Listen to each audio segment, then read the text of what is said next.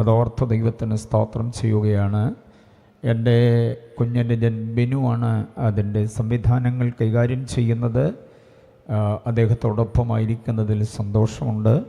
ഇതിൻ്റെ live programme നിർവഹിക്കുന്ന സുഹൃത്തുക്കളോടുമുള്ള ആദരവ് അറിയിച്ചുകൊണ്ട് ലൈവിൽ ഞങ്ങളെ തത്സമയം ഉപേക്ഷിക്കുന്ന ബഹുമാന്യരോട് എല്ലാവരോടുമുള്ള ഞങ്ങളുടെ എല്ലാവരുടെയും ആദരവ് അറിയിച്ചുകൊണ്ട് ഈ രാത്രിയിൽ മറ്റൊന്നും പറയാതെ തിരുവചന സത്യങ്ങളുടെ പ്രഘോഷണത്തിനു വേണ്ടി ഞാൻ തുടർന്നുള്ള സമയം ഉപയോഗിക്കാൻ ആഗ്രഹിക്കുന്നു.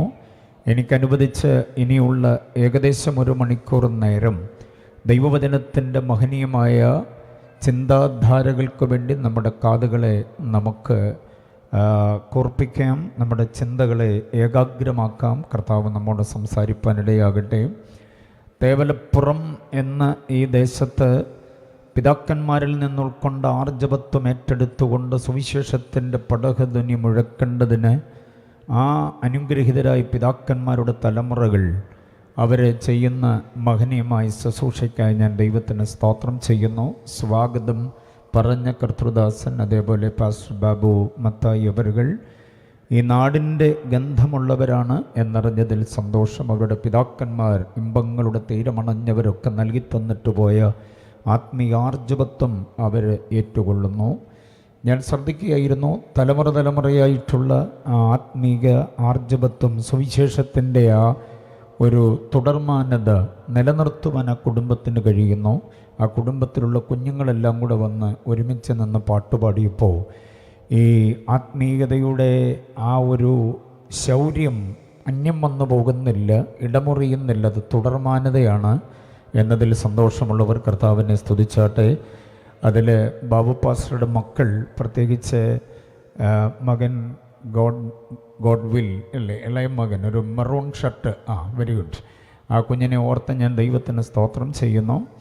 ഞാനിവിടെ ഇരുന്ന് ശ്രദ്ധിക്കുകയായിരുന്നു. ഓരോരുത്തർ വരുമ്പോൾ അവരെ ഇങ്ങനെ കൊണ്ടുവന്ന് അവരെ കസേരയിൽ ഇരുത്തിയിട്ട് അദ്ദേഹം അടുത്ത ആളിനെ തപ്പിപ്പോവുകയാണ്. അങ്ങനെ ഈ ഗ്രൗണ്ടിൽ അദ്ദേഹം എത്ര പ്രാവശ്യം അങ്ങോട്ടും ഇങ്ങോട്ടും നടന്നു എന്നുള്ളത് നമുക്ക് എണ്ണമെടുക്കാൻ കഴിയാത്ത, ഇവിടെ എത്ര പേര് വന്നിട്ടുണ്ടോ അത്രയും പേരെ ഇവിടെ കൊണ്ടിരുത്തിയത് അദ്ദേഹമാണ്.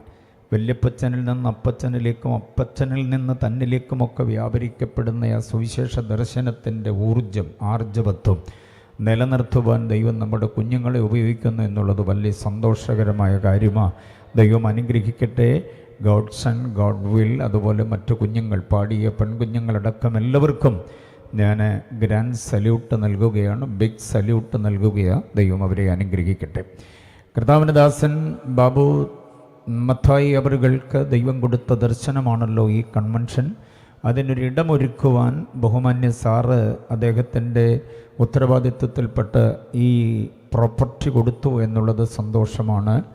ഒത്തിരി സാമ്പത്തിക ബുദ്ധിമുട്ട് നേരിടുന്ന ഒത്തിരി സമരമുഖങ്ങളുടെ മുമ്പിൽ വല്ലാതെ ചകിതമായി നിൽക്കുമ്പോൾ സുവിശേഷത്തിനു വേണ്ടി ഈ ഒരു സ്ഥലം അദ്ദേഹം അനുവദിച്ചു എന്നുള്ളതുകൊണ്ട് കർത്താവ് തൻ്റെ വിഷയത്തിൻ്റെ മേൽ കയ്യൊപ്പ് പതിപ്പിക്കപ്പെടുവാൻ കാരണമാകട്ടെ. 3 ദിവസത്തെ മഹായോഗത്തിന് ഈ സ്ഥലം തന്നതുകൊണ്ട് ദൈവം എനിക്ക് നന്മ ചെയ്തു എന്ന് നാളെ ഒരു സാക്ഷ്യത്തിന് കാരണമാകാൻ ദൈവം കൃപ ചെയ്യട്ടെ. പാഴും ശൂന്യവുമായ ഭൂമിയെ വാസയോഗ്യമാക്കിയത് നമ്മുടെ ദൈവമാണ്. അങ്ങനെയാണെങ്കിൽ കാലങ്ങളായി ശൂന്യമായി കിടക്കുന്ന ഈ ഒരു പ്രോപ്പർട്ടിയിൽ ദൈവം ആഗ്രഹിക്കുന്ന നന്മ വിളയുവാൻ ഒരു വിളവെടുപ്പുണ്ടാകും എന്നുറപ്പുള്ളവർ കർത്താവിന് സ്തോത്രം ചെയ്താട്ടെ. ഇത്രയും അഭിഷക്തന്മാരുടെ അഭിഷക്തകളുടെ പാദം ചവിട്ടിയ ഈ സ്ഥലം പുണ്യമായി മാറും. അദ്ദേഹത്തിൻ്റെ വേദന മാറി പകരം ദൈവം ആശ്വാസവും വിടുതലും നൽകാൻ കാരണമാകട്ടെ. ഇതിനകത്തേക്ക് ഇനിയും ഒന്നും വിളവ് തരികയില്ലെന്ന് അവകാശം പറയുന്ന സകല പോരുകളെയും കർത്താവ് നിർമ്മാർജ്ജനം ചെയ്ത് ഒരു നന്മ വിളയിക്കുവാൻ കാരണമാകട്ടെ എന്നും പ്രാർത്ഥിച്ചുകൊണ്ട് ബഹുമാന്യ സാറിനും കുടുംബത്തിനും കൂടെ നന്ദി അറിയിച്ച് ഞാൻ വാക്യത്തിലേക്ക് പ്രവേശിക്കുകയാണ്. ബാബു പാസ്റ്ററുടെ നോട്ടീസിൻ്റെ തലക്കൽ നമുക്കൊരു വാക്യം കാണാം. ഞങ്ങളോ ക്രൂശിക്കപ്പെട്ട ക്രിസ്തുവിനെ പ്രസംഗിക്കുന്നു. ആ വാക്യം തന്നെ ഞാൻ എടുക്കുകയാണ്, കടം കൊള്ളുകയാണ് കുറിവാക്യമായി. വളരെ ശക്തമായൊരു സന്ദേശം ജ്ഞാനികളുടെ ജ്ഞാനിയായ ശലോമോൻ പ്രസ്താവിച്ചത് നാം കേട്ടുകഴിഞ്ഞു ബഹുമാന്യ സെൻട്രൽ മിനിസ്റ്ററിലൂടെ. ആ സന്ദേശത്തോട് പൊരുത്തപ്പെടുത്തിക്കൊണ്ട് തന്നെ മറ്റു ചില വിചാരങ്ങൾ ഈ വാക്യവുമായി ബന്ധപ്പെടുത്തി നൽകാൻ ആഗ്രഹിക്കുകയാണ്. ആ വാക്യം ഏറെ ഇഷ്ടമാണ്, സുവിശേഷ സംബന്ധമായി പ്രാധാന്യതയുള്ളത്.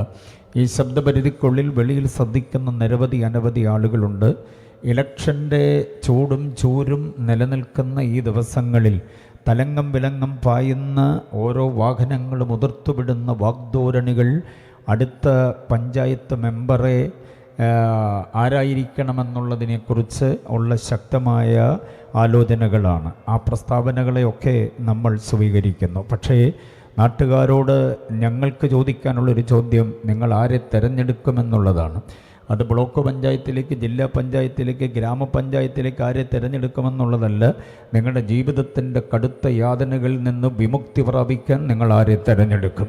ഉദ്ദിഷ്ടകാര്യങ്ങളുടെ ലബ്ധിക്ക് വേണ്ടി നിങ്ങൾ മല കയറുന്നു, കുന്നിറങ്ങുന്നു, പുഴ താണ്ടുന്നു, കടൽ നീന്തുന്നു, ദേഹം മുറിച്ച് രക്താർപ്പണം, മറ്റു തരമായ ധനാർപ്പണം ഒക്കെ ചെയ്യുന്നുണ്ട്. പക്ഷേ അതുകൊണ്ടൊക്കെ നാളിതുവരെ വേണ്ടുന്നതുപോലെ ഫലപ്രാപ്തി ഉണ്ടായില്ലെങ്കിൽ ഞങ്ങളുടെ ബഹുമാന്യ പാസ്റ്റർ, അദ്ദേഹത്തിൻ്റെ ആ മിഷൻ, ഒരു പേരുണ്ട്, വിമുക്തി മിഷൻ. ആ വിമുക്തി നിങ്ങൾക്ക് പ്രാപിക്കാൻ പറ്റിയില്ലെങ്കിൽ ഇന്ന് രാത്രി ഞങ്ങൾ തിരഞ്ഞെടുക്കുവാൻ ഒരുവനെ ഇവിടെ ഉയർത്തുന്നു. അവൻ്റെ പേര് നസ്രനായ ക്രിസ്തു യേശുവെന്നാണ്. ക്രിസ്തുവിനെ തിരഞ്ഞെടുക്കാതെ വേറെ ആരെ തിരഞ്ഞെടുത്തത് കൊണ്ടും വലിയ പുണ്യമൊന്നുമില്ല. നമ്മളിനിയും വമ്പിച്ച ഭൂരിപക്ഷത്തോട് ആരെ തിരഞ്ഞെടുത്താലും 3 കൊല്ലം അല്ലെങ്കിൽ 5 കൊല്ലം കഴിയുമ്പോൾ അവരൊക്കെ ഇറങ്ങി തിരിഞ്ഞു വന്നിട്ട് വീണ്ടും സമ്മതിദാനാവകാശം നമ്മോട് അന്വേഷിച്ചെങ്കിലേ പറ്റുകയുള്ളൂ. എന്നാൽ ഒരിക്കലും ഈ കാലത്തിലേക്ക് മാത്രമല്ല, വരാനുള്ളതിലും സകലത്തിനും മീതെ തലയായ, എല്ലാം തൻ്റെ കാൽക്കീഴെ ആക്കി വെച്ച് ആധിപത്യം ഉറപ്പിക്കുന്ന ഒരുവനുണ്ട്. സത്യധർമ്മ ന്യായ നീതികളെ കോർത്തിണക്കിക്കൊണ്ട് ക്ഷേമരാഷ്ട്രം പടുത്തുയർത്തുവാൻ കരുത്തുള്ള ഒരുവനേ ഉള്ളൂ. അത് ഞങ്ങൾ പാടുന്ന, ഞങ്ങൾ പ്രസംഗിക്കുന്ന ക്രിസ്തു യേശുവാണ്. ഹല്ലേലൂയ. അതുകൊണ്ട് ഇൻഖുലാബില്ലാത്ത, പട്ടിണി മരണങ്ങളില്ലാത്ത, ഒരു പെൺകുഞ്ഞുങ്ങളും ഒരു സ്ത്രീയും പീഡിപ്പിക്കപ്പെടാത്ത, മാനഭംഗം ചെയ്യപ്പെടാത്ത ഒരു പുത്തൻ രാജ്യവ്യവസ്ഥിതിയെക്കുറിച്ചാണ് ഞങ്ങൾക്ക് പ്രഘോഷിക്കാനുള്ളത്. ഖജനാവിൽ കൈയിട്ടുവാരി സ്വന്തം കീശ വീർപ്പിച്ചുകൊണ്ട് ജനത്തിനു മുൻപിൽ വെറുതെ മ്ലേച്ഛമായ ചിരിയോടെ വരുന്ന ഓരൊറ്റ വ്യക്തിയെയുമല്ല. സത്യം, സമത്വം, സാഹോദര്യം, സാമർഥ്യം മാത്രമല്ല, വിനയം, എളിമ, താഴ്മ, സൗമ്യത, ശാന്തത, ശാലീനത, നൈർമല്യത, നിഷ്കളങ്കത ആദിയായ സദ്ഗുണങ്ങൾ, വിശുദ്ധി, വിശ്വസ്തത, വിവേകം, വിനയം, ഇതെല്ലാം കൂടെ കോർത്തിണക്കപ്പെട്ടൊരു സ്ഥാനാർത്ഥി ഇന്ന് രാത്രി ഞങ്ങളിവിടെ ഉയർത്തുന്നു. അത് ക്രിസ്തു മാത്രമാണ്. അതുകൊണ്ട് ഈ വിവിധ പാർട്ടികളുടെ ശക്തമായ പ്രഘോഷണ ശബ്ദങ്ങൾക്കിടയിൽ ക്രിസ്തുവെന്ന അനുഗ്രഹീതനായ ആളത്വ ഔന്നത്യത്തിൻ്റെ മഹത്വം അല്ല, ഉത്തുംഗപ്രതാപം നിങ്ങൾ മറന്നു പോകരുത് എന്നുകൂടെ ഞങ്ങളുടെ ഓർമ്മപ്പെടുത്തുകയാണ്. പ്രത്യയശാസ്ത്രങ്ങൾ വ്യത്യസ്തമാകാം, രാഷ്ട്രീയ മീമാംസകൾ വ്യത്യസ്തമാകാം, വിശ്വാസ പ്രമാണങ്ങൾ വ്യത്യസ്തമാകാം, ഉദ്ദിഷ്ടകാര്യ ലബ്ധിക്ക് വേണ്ടിയുള്ള താങ്കളുടെ ആചാര അനുഷ്ഠാന യാഗയോഗ കർമ്മകാണ്ഡങ്ങൾ വ്യത്യസ്തമാകാം. അതൊക്കെ വ്യത്യസ്തമായിരുന്നോട്ടെ. പക്ഷേ അതൊന്നും ഇന്ന് രാത്രിയിൽ യേശുവിനെ കേൾക്കുന്നതിന് തടസ്സമല്ല. അതുകൊണ്ട് അല്പസമയം ശാന്തമായി, ഏകദേശം 1 മണിക്കൂർ നേരം ഇനി ബാക്കിയില്ല, അതിനകത്ത് എനിക്ക് പറയാനുള്ളത് പറഞ്ഞ് ഞാൻ കളമൊഴിയും. നാളെയും അടുത്ത രാത്രികളിലും അഭിഷക്തരായ ദൈവദാസന്മാർ, പ്രഭാഷണ വേദിയിൽ എൻ്റെ വല്യേട്ടന്മാരെന്ന് ഞാൻ ഹൃദയം കൊണ്ട് അഭിമാനിക്കുന്നവർ നാളെ വീണ്ടും ഈ വേദി അലങ്കരിക്കുന്നുണ്ട്. അവരുടെ പ്രഭാഷണവും കൂടെ കേൾക്കണം. 3 രാത്രികളിലെ പാട്ടുകളും 3 രാത്രികളിലെ പ്രഭാഷണങ്ങളും അധ്യക്ഷൻ്റെ ചാർജിങ് വേർഡ്സുകളെല്ലാം കൂടെ കേട്ട് കഴിഞ്ഞിട്ട് ആരെ തിരഞ്ഞെടുക്കുമെന്നുള്ളത് നിങ്ങൾ ന്യായമായി തീരുമാനിക്കണം. ഇന്ന് വരെ അവലംബമാക്കിയതൊക്കെ പരാജയമായിരുന്നു എന്ന് മനസാക്ഷി തന്നെ കുത്തി തുടങ്ങിയിട്ടില്ലേ? അങ്ങനെയാണെങ്കിൽ ഒരു പുതിയ തീരുമാനത്തിന് തയ്യാറാകണം. അതിനാണ് ഞങ്ങളുടെ സുഹൃത്ത് ബാബു മത്തായി പാസ്റ്റർ അദ്ദേഹത്തിൻ്റെ പൊക്കിൾ കൂടി അലിഞ്ഞു ചേർന്ന ഈ മണ്ണിൽ സുവിശേഷം പ്രഘോഷിക്കുന്നത്. അദ്ദേഹത്തിൻ്റെ പിതാക്കന്മാരെ, സഹോദരങ്ങൾ, പിതൃ സഹോദരങ്ങൾ ഇതുവഴി തലങ്ങം വിലങ്ങം നടന്നിട്ടുണ്ട്. ആ ആർജവത്വം ഉൾക്കൊണ്ടുകൊണ്ട് അദ്ദേഹവും അദ്ദേഹത്തിൻ്റെ കുടുംബാംഗങ്ങളും ഒരുമിച്ച് ചേർന്ന് ഇവിടെ നടത്തുന്ന ഈ യോഗത്തിൽ താൻ ദേശത്ത് പതിപ്പിച്ച് പ്രഖ്യാപിച്ച് കേൾപ്പിച്ച വാക്യമാണ്, ഞങ്ങളോ ക്രൂശിക്കപ്പെട്ട ക്രിസ്തുവിനെ പ്രസംഗിക്കുന്നു എന്നുള്ളത്. ഓക്കെ, ആ വാക്യത്തിൽ നിന്നുകൊണ്ട് 3 വിചാരങ്ങളാണ് ഇനി ഉള്ള നേരത്തെ ഞാൻ തരാൻ ആഗ്രഹിക്കുന്നത്. അതിലൊന്നാമത്തെ വിചാരം എന്തിനാണ് കൺവെൻഷൻ എന്നതാണ്. രണ്ടാമത്തെ വിചാരം എന്തിനാണ് ക്രിസ്തുവിനെ പ്രസംഗിക്കുന്നത്. മൂന്നാമത്തെ വിചാരം എന്തിനാണ് ക്രൂശിതനായ ക്രിസ്തുവിനെ പ്രസംഗിക്കുക. ഈ 3 കാര്യങ്ങളൂടെ കേൾക്കാൻ സന്തോഷമാണോ? എല്ലാവർക്കും സന്തോഷം ഇല്ലെന്ന് തോന്നുന്നു.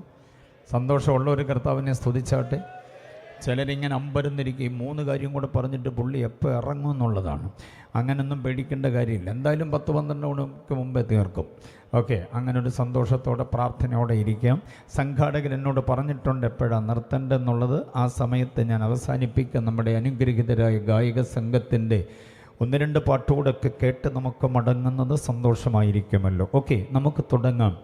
ഈ യോഗ പരമ്പരകളുടെ പ്രഥമ ദിനം എന്നതിനെ പരിഗണിച്ചുകൊണ്ട് ഒരാശയം നിങ്ങളുടെ മുമ്പിലേക്ക് വയ്ക്കുകയാണ്. Y convention? എന്തിനാണ് കൺവെൻഷൻ എന്നുള്ള ചിന്ത പഠിക്കണം.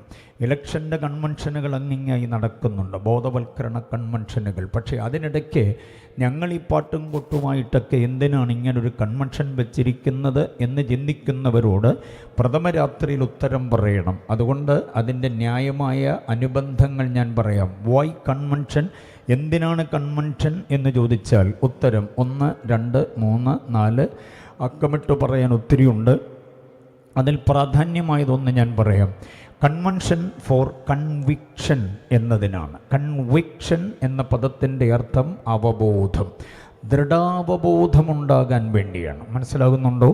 ഓരോ മനുഷ്യനും ഏത് മതത്തിലോ പാർട്ടിയിലോ കുലത്തിലോ കുടുംബത്തിലോ വർണ്ണത്തിലോ വർഗത്തിലോ ദേശത്തിലോ ഭാഷയിലോ ദിക്കിൽപ്പെട്ടവനായാലും ആ വ്യക്തി മനുഷ്യനാണെങ്കിൽ അവന് കൺവിക്ഷൻ എന്ന് പറഞ്ഞാൽ ദൃഢാവബോധം, അവയർനെസ് എന്ന് പറയും അതിന് മറ്റൊരു അർത്ഥത്തിൽ. ദൃഢാവബോധം, അറിവ്, വെറുതെ അറിവല്ല, ആഴമായ അറിവ്, ദൃഢമായ അറിവുണ്ടാകണം. ഏതിനെക്കുറിച്ചൊക്കെയാണെന്നറിയാമോ? 1, 2, 3, 4 എന്ന അനുബന്ധങ്ങൾ പറയണം. 1, വിശുദ്ധ ബൈബിളിനെക്കുറിച്ചുള്ള അവബോധമുണ്ടാകണം. ഏത് മനുഷ്യനും ബൈബിളിനെക്കുറിച്ചുള്ള അവബോധമുണ്ടാകണം. ഈ ബൈബിൾ എന്ന് പറയുന്നത് മതഗ്രന്ഥങ്ങൾ പോലെ ഒരു മതഗ്രന്ഥമല്ല. അത്യുന്നതനായ ദൈവം മാനവകുലത്തിന് കൊടുത്ത ദിശാബോധത്തിൻ്റെ ആലോചനകളാണ്. എത്ര പേര് സമ്മതിക്കുന്നുണ്ടത്?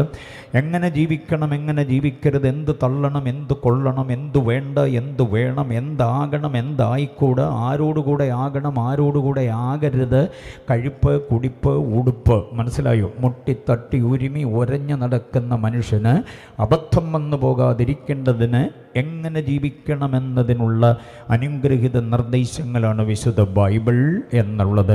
അതിനെക്കുറിച്ചുള്ള അവബോധമുണ്ടാകണം. അതാണ് കൺവിക്ഷൻ എന്ന് പറയുന്നത്. എല്ലാ മതങ്ങൾക്കും മതഗ്രന്ഥമുള്ളതുപോലെ ക്രിസ്ത്യാനികൾക്കും മതഗ്രന്ഥമുണ്ടെന്ന് ചിന്തിക്കരുത്. ഇത് മതഗ്രന്ഥമല്ല, മാർഗത്തെ വെളിപ്പെടുത്തുന്നതാണ്. ഞാനൊരു ചിന്ത പറയാം. ഏറ്റവും കൂടുതൽ വിതരണം ചെയ്യപ്പെടുന്ന പുസ്തകം ബൈബിളാണ്. ഏറ്റവും കൂടുതൽ ആളുകൾ വായിക്കുന്ന പുസ്തകം ബൈബിളാണ്. ആദ്യം അച്ചടിക്കപ്പെട്ട പുസ്തകം ബൈബിളാണ്.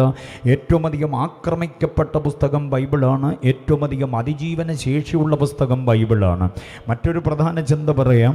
ഏറ്റവും അധികം ഭാഷകളിലേക്ക് ഇത് വിവർത്തനം ചെയ്യപ്പെട്ടിട്ടുണ്ട്. പല മതഗ്രന്ഥങ്ങളും അത് എഴുതിയ ഭാഷയുടെ തടവറയിൽ നിന്ന് വിമുക്തി പ്രാപിച്ചിട്ടില്ല. വിമുക്തി എന്നൊക്കെ ഉള്ളത് ഞങ്ങളുടെ ബഹുമാന്യ പാസ്റ്ററുടെ ഗ്രൂപ്പിൻ്റെ പേരാണ്. ഞാൻ ആ പദം കടമെടുക്കുകയാണ്.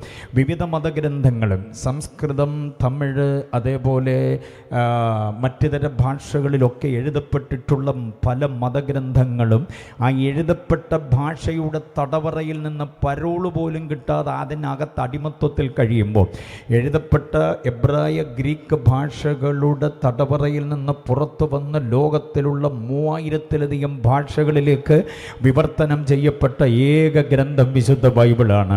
അതുള്ളവർ കർത്താവിനെ ആ ബൈബിൾ ഒന്ന് ഉയർത്തി ഒന്ന് സ്തുതിച്ച്, വേദപുസ്തകം കരങ്ങളിൽ എടുത്തൊന്ന് സ്തുതിച്ച്, ഓ പ്രൈസ് ദ ലോർഡ്, ഹല്ലേലൂയ. അപ്പം ഇപ്പം ചിലർ ഓർക്കുന്നു കൺവെൻഷൻ വന്നപ്പോൾ അതുകൂടെ കൊണ്ടുവരണ്ടായിരുന്നു.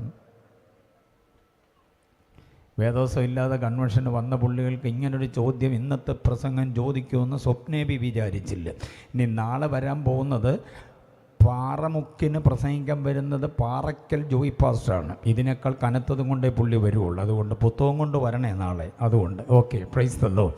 അപ്പോൾ വേദപുസ്തകം എന്ന് പറയുന്നത് എഴുതപ്പെട്ട ഭാഷയുടെ തടവറയിൽ നിന്ന് പുറത്തു വന്ന മഹനീയ ഗ്രന്ഥമാണ്. അപ്പോൾ ബൈബിളിനെക്കുറിച്ച് അറിയണം. 1, 2, ബൈബിൾ ഉയർത്തിക്കാട്ടുന്നൊരു ദൈവമുണ്ട്.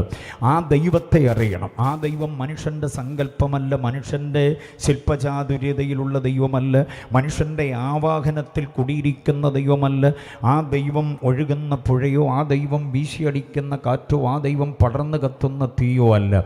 കാട്ടുമൃഗമോ നാട്ടുമൃഗമോ പ്രാണികളോ പറവകളോ അല്ല ദൈവം. ആണോ പെണ്ണോ അല്ല ദൈവം. ഭൂതപ്രേത പിശാചുക്കൾ യക്ഷി ഗന്ധർവന്മാരൊന്നുമല്ല ദൈവം. ഈ കാണുന്ന പ്രപഞ്ചത്തെ ഒറ്റ വാക്കുകൊണ്ട് നിർമ്മിച്ച് നിയോഗിച്ച് നിയന്ത്രിച്ച് പരിപാലിച്ച് പരിരക്ഷിക്കുന്ന സാക്ഷാൽ പരബ്രഹ്മം, ആ സത്യദൈവത്തെ, ഏക സത്യദൈവത്തെ, ആ സർവചൈതന്യത്തെ, സർവശക്തൻ, സർവജ്ഞാനി, സർവവ്യാപി, സർവാധികാരി, നിത്യൻ, മാറ്റമില്ലാത്തവൻ, അത്യുന്നതൻ, സൽഗുണ സമ്പൂർണൻ, മഹോന്നതൻ, മഹത്വ സിംഹാസനസ്ഥനായ ആ ദൈവത്തെ ബൈബിൾ വെളിപ്പെടുത്തുന്നു. ആ ദൃഢ അവബോധം, അതാണ് കൺവിക്ഷൻ എന്ന് പറയുന്നത്. സ്തോത്രം ചെയ്താട്ടെ. അപ്പോൾ എന്തിനാണ് കൺവെൻഷൻ എന്ന് ചോദിച്ചാൽ കൺവിക്ഷൻ ഉണ്ടാകാൻ. ഇനി ആ ദൈവം മാനവജാതിയുടെ പാപപരിഹാരത്തിനു വേണ്ടി നൽകി തന്നിട്ടുള്ള രക്ഷാകര പദ്ധതിയായ തൻ്റെ പുത്രനായ ക്രിസ്തു യേശുവിനെ അറിയണം. ദൃഢമായ അറിവ് ഉണ്ടാകണം.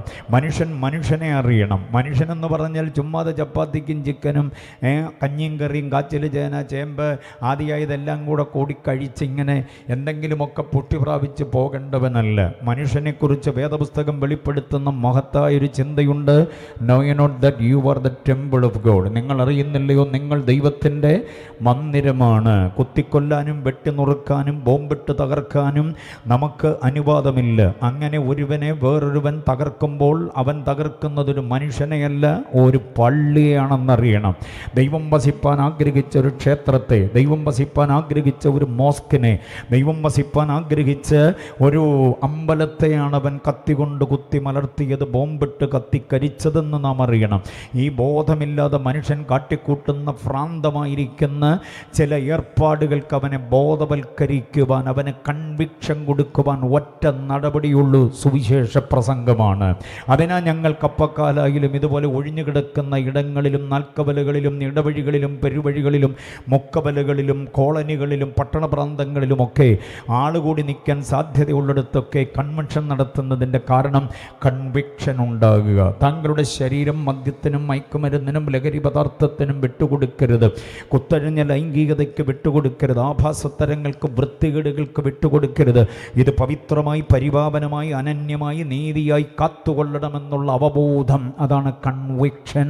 അപ്പോൾ കൺവെൻഷൻ ഫോർ ദ കൺവിക്ഷൻ. എത്ര പേർക്ക് മനസ്സിലായി? ഓക്കെ. രണ്ടാമത്തെ ഉദ്ദേശം എന്താ? കൺവെൻഷൻ്റെ രണ്ടാമത്തെ ഉദ്ദേശം എന്താണെന്നറിയാമോ?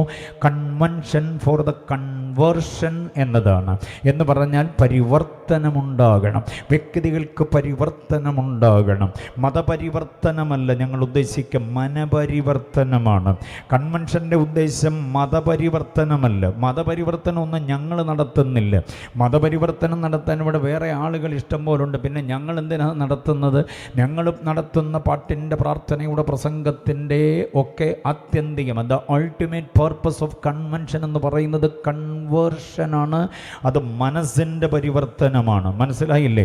പാപ്പച്ചൻ, കറിയാച്ചൻ, അന്നമ്മ, ചെന്നമ്മ, ശോശാമ്മ, മേഴ്സി, ഷൈനി, ജെസി, എബി, മാത്യു എന്നൊന്ന് കേട്ട് കഴിഞ്ഞാൽ ആനുകൂല്യങ്ങളൊന്നുമില്ല. ആട്ടുംകുട്ടി, അതുപോലെ ടീൻറ്റുടി, തെങ്ങൻ തയ്യ്, പിന്നെ മംഗളമടയ്ക്ക, ഇങ്ങനെയുള്ള സംഗതികളൊന്നും ഈ പേരുകാർക്കൊന്നും കിട്ടത്തില്ല. അതിനു പകരം ക്രൈസ്തവ ചുവയുള്ള പേര് മാറ്റി വേറെ ചുവയുള്ള പേരുകാർക്ക് ഇതെല്ലാം ഇഷ്ടം. കോഴിക്കുഞ്ഞും ആനക്കുഞ്ഞിനെ വരെ കൊടുക്കുന്നുണ്ട്, അറിയാമോ? അങ്ങനെ ആനുകൂല്യങ്ങൾ അന്നമ്മയ്ക്കും ചെന്നമ്മയ്ക്കും ശോശാമ്മയ്ക്കും കൊടുക്കാതെ വേറെ പേരുകാർക്ക് മാത്രം കൊടുക്കുന്നതാണോ മതപരിവർത്തനം? അതോ ഞങ്ങൾ സുവിശേഷം പ്രസംഗിക്കുന്നതാണോ മതപരിവർത്തനം? അതുകൊണ്ട് സുവിശേഷ പ്രസംഗം മതപരിവർത്തനത്തിനല്ലെന്നറിയണം, അത് മനപരിവർത്തനത്തിനാണ്. സുവിശേഷ പ്രസംഗം കേട്ടവൻ കള്ളുകൂടി നിർത്തിയിട്ടുണ്ട്, ഭാര്യ തല്ലെന്ന് നിർത്തിയിട്ടുണ്ട്, ആഭാസത്തരങ്ങൾ നിർത്തിയിട്ടുണ്ട്, കവലയിൽ ചട്ടമ്പിത്തരം കാണിക്കുന്നവൻ കുഞ്ഞാടിനെ പോലെ വീട്ടിൽ മര്യാദരാമനായിട്ടുണ്ട്. അത് പോലീസ് മുട്ട് ചുരുട്ടി കുത്തിയത് കൊണ്ടോ നാഭിക്ക് മുട്ട് കൊണ്ട് ഇടിച്ചത് കൊണ്ടോ ഒന്നുമല്ല, സുവിശേഷം പ്രസംഗിച്ചത് കൊണ്ട് മാത്രം മാനസാന്തരപ്പെട്ട ആയിരക്കണക്കിനല്ല ലക്ഷോപലക്ഷം ആളുകളുടെ അഡ്രസ്സ് സഹിതം ഞങ്ങൾ തരാം. മനസ്സിലായില്ലേ? അപ്പോൾ സുവിശേഷ പ്രസംഗം ഫോർ ദ കൺവേർഷനാണ്. കൺവെൻഷൻ ഫോർ ദ കൺവേർഷൻ എന്ന കാര്യം മറക്കരുത്. മൂന്നാമതൊരു ചിന്ത കൊടുത്തത് കൺവെൻഷൻ ഫോർ ദ കൺഫഷൻ എന്നതാണ്. എന്താ കൺഫഷൻ? ആത്മതപനം, അനുതാപം. ഞാനൊരു പാപിയാണെന്ന ബോധം മനുഷ്യന് കിട്ടുന്നത് സുവിശേഷം കേൾക്കുമ്പോഴാണ്. മനസ്സിലായില്ലേ? എൻ്റെ ശരീരത്തെ ഞാൻ വൃത്തിഹീനമായി ഉപയോഗിച്ചു, എൻ്റെ ഭാര്യയോട് ഞാൻ അവിശ്വസ്തത പുലർത്തി, എൻ്റെ ഭർത്താവിനോട് ഞാൻ അവിശ്വസ്തയായി, എന്നെ ജനിപ്പിച്ച മാതാപിതാക്കളുടെ മുമ്പിൽ ഞാൻ ഉത്തരവാദിത്വമില്ലാത്തവനും ഉത്തരവാദിത്വമില്ലാത്തവളുമായി, ഞാൻ ജനിപ്പിച്ച എൻ്റെ കുഞ്ഞുങ്ങളോട് എനിക്ക് ഉത്തരവാദിത്വ ബോധമില്ലാതെ ഞാൻ അവരെ കളഞ്ഞിട്ട് നടന്നു. എൻ്റെ ദൈവമേ, ഞാൻ ചെയ്തത് ദോഷമാണെന്ന് അകതാരിലവന് പാപബോധമുണ്ടാകുന്നത് സുവിശേഷം കേട്ട് കഴിയുമ്പോഴാണ്. അല്ലാതെ ആയുധ പരിശീലനത്തിന് അവിടെ ഇവിടെ നടക്കുന്ന കരോട്ട ക്ലാസ്സിനും അല്ലെങ്കിൽ ആയുധ പരിശീലനത്തിന് ഒളിവിടങ്ങളിലും മറവിടങ്ങളിലും നടക്കുന്ന ഏതെങ്കിലുമൊക്കെ തീവ്രവാദ, ഭീകരവാദ, മതമൗലികവാദ ക്ലാസ്സിൽ കയറുമ്പോഴല്ല ആത്മതപനമുണ്ടാകുന്നത്. കാലുവറിയിൽ നമുക്ക് വേണ്ടി പിടഞ്ഞു മരിച്ച നസ്രനായി ക്രിസ്തുവിനെ കുറിച്ച് കേൾക്കുമ്പോഴാണ് ഞാൻ പാപിയാണെന്ന ബോധം ഒരുവൻ്റെ ഉള്ളിലുണ്ടാകുന്നത്. അങ്ങനെയാണ് ഗോപിയും ശശിയും രമണിയും ഗോമതിയും കല്യാണിയും അബ്ദുൾ റഹ്മാനും ലത്തീഫും ലൈല ബീവിയും ഒക്കെ സുവിശേഷത്തിൻ്റെ പിന്നാലെ ഇറങ്ങി വരുന്നത്. അല്ലാതെ ഞങ്ങൾ ഡോളർ, റിയാൽ, ദറംസ് ഒന്നും കൊടുത്തത് കൊണ്ടല്ല.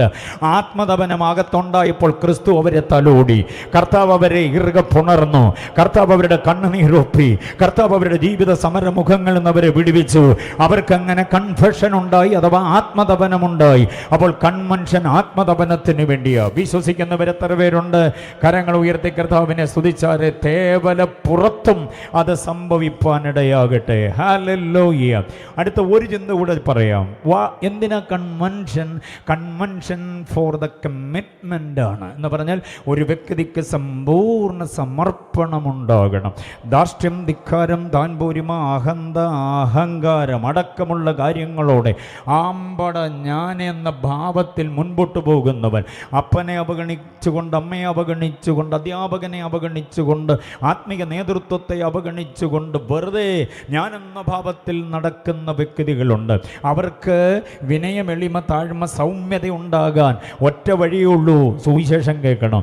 യേശു പറയുന്നു, എൻ്റെ മുഖം മൃദുവാണ്, എൻ്റെ കൂടെ കൂടുക, നിങ്ങൾ താഴ്മയുള്ളവരായി മാറും. ഞാൻ ശുശ്രൂഷ ചെയ്യിപ്പാനല്ല, ശുശ്രൂഷിപ്പാൻ വേണ്ടി വന്നതാണെന്ന് പറഞ്ഞ് വിനയത്തിൻ്റെ ആളത്വമായ, എളിമയുടെ ഔന്നത്യമായ ക്രിസ്തുവിനെ കേൾക്കുമ്പോൾ, അറിയുമ്പോൾ, അനുഭവിക്കുമ്പോൾ ആ വ്യക്തിയിലേക്ക് താഴ്മയുണ്ടാകും. സമ്പൂർണ്ണമായി കർത്താവിന് വേണ്ടി, ദൈവത്തിന് വേണ്ടി അവൻ തന്നെ സമർപ്പിപ്പാനിടയാകും. ഇനി ജീവിക്കുന്നത് ക്രിസ്തുവിന് വേണ്ടി എന്ന് പറഞ്ഞ് ഏറ്റുപറഞ്ഞിറങ്ങിയവരാ ഞങ്ങളെല്ലാവരും.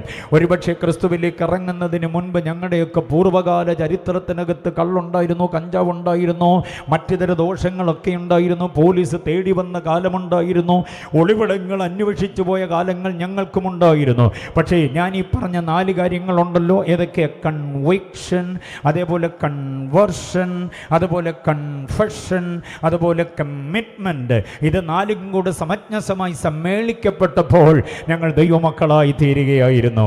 വേറെ ആരും ഞങ്ങളെ സോപ്പിട്ടതല്ല, വേറെ ആരും ഞങ്ങളെ വശീകരിച്ചതല്ല. ഞങ്ങൾക്ക് ഈ സുവിശേഷം നൽകി തന്ന മഹത്തായ നേട്ടമാണത്. അത് അനുഭവിച്ചവരെ കരമടിച്ച് കർത്താവിനെ സ്തുതിച്ചാട്ടെ. Hallelujah, hallelujah. അപ്പോൾ ഞങ്ങളുടെ സുഹൃത്ത് ബാബു മത്തായി പാസ്റ്റർ, തൻ്റെ സഹോദരങ്ങൾ, കുടുംബാംഗങ്ങൾ എല്ലാം കൂടെ ചേർന്ന് സായിപ്പ് കൊടുത്ത കാശിൻ്റെ പണം, അതിൻ്റെ ചെലവ് കാണിക്കാൻ നടത്തുന്ന ഇടപാടല്ലിത്. എനിക്കറിയാം, അദ്ദേഹം ഇതിനു വേണ്ടി ചെലവഴിക്കുന്ന ഓരോ നയാ പൈസയ്ക്കും വിയർപ്പിൻ്റെ മണമുണ്ട്, അധ്വാനത്തിൻ്റെ വിയർപ്പിൻ്റെ മണമുണ്ട്. ഇത് പൈസ ഒത്തിരി കയ്യിൽ കിട്ടിയിട്ടല്ല. ഞങ്ങളുടെ പ്രാർത്ഥന ഇത് കഴിയുമ്പോൾ അദ്ദേഹം കടമുള്ളയാളായിട്ട് മാറരുത്. ഒത്തിരി കടഭാരം കൊണ്ട് നിന്നുപോയ, നിലച്ചുപോയ ഒരു സ്ഥാപനത്തിനകത്ത് നടത്തിയ യോഗം നടത്തിയ പുള്ളി നാളെ കടമായി മാറരുത്. രണ്ടുപേരുടെയും കടം മാറിയിട്ട് ഇത് വിശാലമാകണം. അതാണ് ഞങ്ങളുടെ പ്രാർത്ഥന. അപ്പോൾ അദ്ദേഹം ഈ യോഗം നടത്തിയത് കാശ് നേടാൻ വേണ്ടിയല്ല. നമ്മളെല്ലാവരും കൂടെ ആഞ്ഞു സ്വോത്രകാഴ്ച ഇട്ടാലും ഇതിൻ്റെ ചെലവ് പൂർത്തീകരിക്കാൻ പറ്റില്ല. അദ്ദേഹത്തിൻ്റെ കയ്യിൽ ദൈവം വേറെ കൊടുത്തേ പറ്റുകയുള്ളൂ. ഇത് കാശുണ്ടാക്കാനുള്ള ഏർപ്പാടല്ല. ഞാൻ ഈ പറഞ്ഞ 4 കാര്യങ്ങൾ ഉണ്ടാകണം എല്ലാവരിലും. കരങ്ങൾ ഉയർത്തി കർത്താവിനെ സ്തുതിക്കുക. അപ്പോൾ എന്തിനാണ് കൺവെൻഷൻ എന്നുള്ള കാര്യം പ്രഥമരാത്രിയെ പരിഗണിച്ചുകൊണ്ട് പറഞ്ഞു കഴിഞ്ഞു. അടുത്തത്, എന്തിനാണ് ക്രിസ്തുവിനെ പ്രസംഗിക്കുക? ഇവിടെ വൈരുദ്ധ്യാധിഷ്ഠിത ഭൗതികവാദത്തിൽ വിശ്വസിക്കുന്ന ഒട്ടനവധി, അങ്ങനെയുള്ള പ്രത്യേക ശാസ്ത്രങ്ങൾ നമുക്ക് എഴുതി തന്ന ഒട്ടനവധി വിപ്ലവ നായകന്മാരില്ലേ? സ്റ്റാലിനെ പോലെ, ലെനിനെ പോലെ, മാക്സിനെ പോലെ, എംഗൽസിനെ പോലെ, ചെഗുവേരയെ പോലെയുള്ള വമ്പൻ താരങ്ങളില്ലേ? സൗമ്യതയുടെ, ശാന്തതയുടെ ആയുധമുറയിൽ ഇടുവീൻ എന്ന് പറഞ്ഞ പറഞ്ഞിട്ട് സഹന സമരങ്ങളിലൂടെ നേട്ടങ്ങൾ കൊയ്തെടുക്കുവാൻ നമ്മെ പഠിപ്പിച്ച ബാപ്പുജി അടക്കമുള്ള വമ്പൻ താരങ്ങളില്ലേ, അവരെയൊക്കെ പ്രസംഗിക്കാതെ നെൽസൺ മണ്ടേലയോ അല്ലെങ്കിൽ മറ്റു തര വമ്പൻ താരങ്ങളില്ലേ, അങ്ങ് പല നാടുകളിലും ഒട്ടനവധി നവീകരണ പരിപാടികളിലൂടെ ജനത്തെ ബോധവൽക്കരിച്ച വമ്പൻ താരങ്ങൾ ഒത്തിരി പേരുണ്ടല്ലോ. അവരെയൊക്കെ പ്രസംഗിക്കാതെ സുഹൃത്തെ, ഈ ആധുനിക കാലത്ത് 2025 കൊല്ലം പഴക്കമുള്ള യേശുവിനെ എന്തിനാ പ്രസംഗിക്കുന്നേ? ക്രിസ്തുവിനെ പ്രസംഗിക്കുന്ന എന്തിനാ? ഈ നാട്ടിൽ മുഴുവനും ഒട്ടിച്ച നോട്ടീസിൽ ഞങ്ങൾ കണ്ടല്ലോ, ഞങ്ങൾ യേശുവിനെ പ്രസംഗിക്കുന്നു എന്ന്. എന്തിനാ യേശുവിനെ പ്രസംഗിക്കുന്നതെന്ന് ചോദിച്ചാൽ ഞങ്ങൾക്ക് പറയുവാൻ സമയം ഒത്തിരി വേണം. പക്ഷേ ഞാനതിനെ സംക്ഷിപ്തമായി പറയാൻ ആഗ്രഹിക്കുന്നു. ഒരു 10-12 കൂട്ടം കാര്യം കേട്ടോണേ. യേശുവിനെ പ്രസംഗിക്കുന്നത് എന്തിനാണെന്നുള്ളത് പാറയിൽ ജംഗ്ഷനിലുള്ള മുഴുവൻ ആളുകളും അറിയണം. തേവലപ്പുറങ്കാരറിയണം. തേവലപ്പുറം കൂടെ ഞാൻ പറയുന്നത് മറന്നു പോകാതിരിക്കാൻ. ഇന്ന് രാവിലെ എനിക്ക് അബദ്ധം പറ്റിയേനെ. ഞാൻ നേരെ ശാസ്താംകോട്ട ഭരണിക്കാവ് വഴി തേവലക്കര പോയേനെ. പ്രൈസനെ രാവിലെ വിളിച്ചു. അപ്പോഴാണ് അദ്ദേഹം പറയുന്നത് കൊട്ടാരക്കരയ്ക്കടുത്താണ് ഈ സ്ഥലമെന്ന്. ഞാൻ കേട്ടിട്ടുണ്ട് ഈ സ്ഥലത്ത്, ഇതിലൂടെയൊക്കെ മുമ്പ് പോയിട്ടുണ്ട്. പക്ഷേ നോട്ടീസ് തേവലക്കരയെന്ന് എനിക്കൊരു തോന്നലുണ്ടായി. ബാവുപ്പാസ് എന്ന് കുഴഞ്ഞു പോയേനെ, എനിക്ക് പകരം പുള്ളി പ്രസംഗിക്കേണ്ടി വന്നേനെ. പ്രൈസനാണ് എന്നെ ഇങ്ങോട്ട്. അപ്പോൾ അച്ഛനൊരു കാര്യം ചെയ്യും, 3 മണിയാകുമ്പോൾ കൊട്ടാരക്കര വാ, ഞാൻ കൊണ്ടുപോയിക്കോളാം എന്ന് പറഞ്ഞു. അങ്ങനെ അദ്ദേഹം കൽപ്പിച്ചതനുസരിച്ച് 3 മണിയായപ്പോൾ ഞാൻ കൊട്ടാരക്കര വന്നു. അങ്ങനെ അദ്ദേഹത്തിൻ്റെ വണ്ടിയിൽ കയറിയാണ് ഞാൻ തേവലപ്പുറത്ത് വന്നത്. അല്ലെങ്കിൽ ഞാൻ വേറെ ഏതെങ്കിലും പുറത്തായേനെ, ബാവുപ്പാസയുടെ കൈ എൻ്റെ പുറത്ത് വീണേനെ. അത് വരാതെ കർത്താവ് കാത്തു എന്ന് പറഞ്ഞാൽ മതി. ഓക്കെ. അപ്പോൾ ഈ തേവലപ്പുറം വഴിയൊക്കെ ഒട്ടിച്ച നോട്ടീസിനകത്ത് ക്രിസ്തുവിനെ പ്രസംഗിക്കുന്നു. എന്താ അതിൻ്റെ കാരണം? കേട്ടോണേ.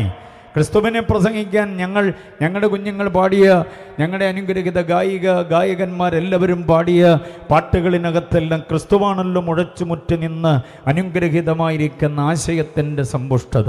എന്തിനാ ക്രിസ്തുവിനെ പ്രസംഗിച്ചത്? കേട്ടോണം. ക്രിസ്തു ദൈവങ്ങളുടെ കൂട്ടത്തിലൊരു ദൈവമല്ല, ഏക സത്യദൈവമായതുകൊണ്ടാണ്. എത്ര പേര് സമ്മതിക്കുന്നുണ്ട്? ആവാഹന ദൈവങ്ങൾ, സങ്കല്പ ദൈവങ്ങൾ, കാട്ടുമൃഗങ്ങൾ, നാട്ടുമൃഗങ്ങളൊക്കെ അനവധിയില്ലേ? ഞങ്ങൾക്കവയോട് പിണക്കമൊന്നുമില്ല. പക്ഷേ ആ ദൈവങ്ങളെയെല്ലാം കൂടെ നിരത്തി നിർത്തിയാൽ അവയുടെ തോൾ മുതൽ പൊക്കമേറി തലയെടുപ്പോടെ നിൽക്കുന്ന സാക്ഷാൽ സത്യദൈവമുണ്ട്. ആ ദൈവമാണ് ക്രിസ്തു. ഒത്തിരി ദൈവങ്ങളുടെ കൂട്ടത്തിലൊരു ദൈവമല്ല.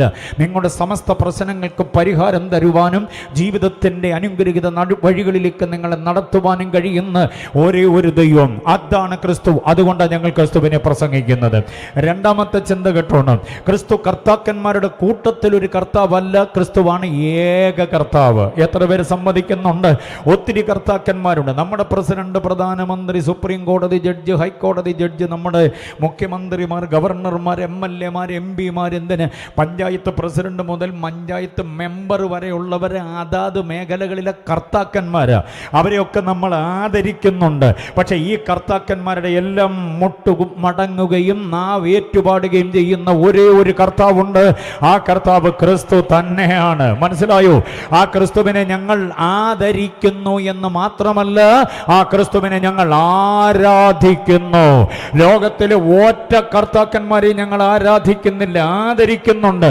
പക്ഷെ ക്രിസ്തുവിനെ ആദരിക്കുന്നു പ്ലസ് ആരാധിക്കുന്നു. എത്ര പേർക്ക് സന്തോഷമുണ്ട് ആ കാര്യത്തിൽ?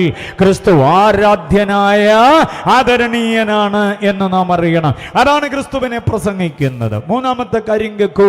ക്രിസ്തുവിനെ ഞങ്ങൾ പ്രസംഗിക്കുന്നത്, ക്രിസ്തു രക്ഷകന്മാരുടെ കൂട്ടത്തിൽ ഒരു രക്ഷകനല്ല, ഏകരക്ഷകനാണ്. എത്ര പേര് സമ്മതിക്കുന്നുണ്ട്? അതിനൊന്നും ആ സ്വോത്രം പോരാ. ഏകരക്ഷകനാണ് ക്രിസ്തുവെന്ന് നിങ്ങൾ അവിടെ ഇരുന്നുകൊണ്ട് സ്വോത്രം പറയുകയല്ലേ? ഞാൻ മൈക്കിനകത്തൂടല്ലേ പറയാം. അപ്പം ഞാനല്ലേ പേടിക്കേണ്ടത്? നിങ്ങൾ എന്തിനാ പേടിക്കുന്ന? ശക്തമായൊരു ഹല്ലേലൂയ പറ. ക്രിസ്തു ഏകരക്ഷകനാണ്. ചരിത്രബോധമുള്ള നമുക്ക്, ചരിത്രബോധമുള്ള എനിക്ക് രക്ഷകന്മാരെ അവഗണിക്കാൻ പറ്റില്ല. നമുക്ക് ഒത്തിരി രക്ഷകന്മാരുണ്ട്. ജനക്ഷേമപരമായ നടപടികൾക്ക് വേണ്ടി നമ്മളെ ഉദ്ദീപിപ്പിച്ച് നമുക്ക് ഉദ്ധാരണങ്ങൾ നൽകിയ രക്ഷകന്മാരെ ഞാൻ മറക്കുന്നില്ല. സാമൂഹ്യ പരിഷ്കർത്താക്കൾ, അക്ഷരം പഠിപ്പിക്കേണ്ടതിന് അക്ഷരാധികാരം വരേണ്യവർഗത്തിന് മാത്രമുണ്ടായിരുന്നൊരു കാലം. പള്ളിക്കൂടത്തിൻ്റെ മുറ്റത്ത് സാധാരണക്കാരന് കയറിക്കൂട്. അവൻ്റെ മക്കൾ പാടത്തും പറമ്പിലും ചെളിയിലും പണിയെടുക്കണം. ഇവിടുത്തെ സവർണവർഗത്തിന് മാത്രമേ അക്ഷരം പാടുള്ളൂ എന്നൊരു കാലഘട്ടത്തിലും നമ്മുടെ കുഞ്ഞുങ്ങളെയൊക്കെ സ്കൂളിൽ കൊണ്ടിരുത്തി പഠിപ്പിക്കാനും അതിനുള്ള അവകാശം നേടിത്തരാനും വേണ്ടി സാമൂഹ്യ തലത്തിൽ പണിയെടുത്ത വമ്പൻ രക്ഷകന്മാർ തമ്പ്രാക്കന്മാരുണ്ട്.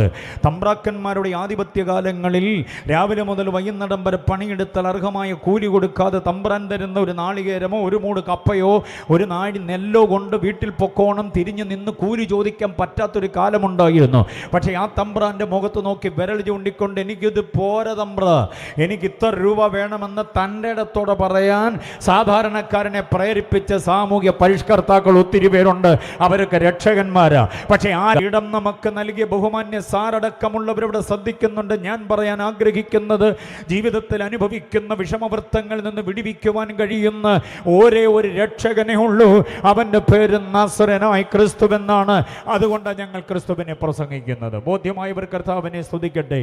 രോഗപീഠകൾ, മാനസിക പീഠകൾ, പരമ്പരാഗതമായി കൈവന്നിട്ടുള്ള ചില വല്ലാത്ത ശാപദോഷങ്ങൾ, മുൻപോട്ട് വിടത്തില്ലെന്ന് വാദിച്ചു നിൽക്കുന്ന ചില മതിൽക്കെട്ടിനകത്ത് തളച്ചിട്ടിരിക്കുന്ന ചില ഇടപാടുകൾ, ഇതിൽ നിന്നെല്ലാം വിടിവിക്കാൻ കഴിയുന്ന ഏക രക്ഷകന്റെ പേര് ക്രിസ്തു യേശു എന്ന് തന്നെയാണ്.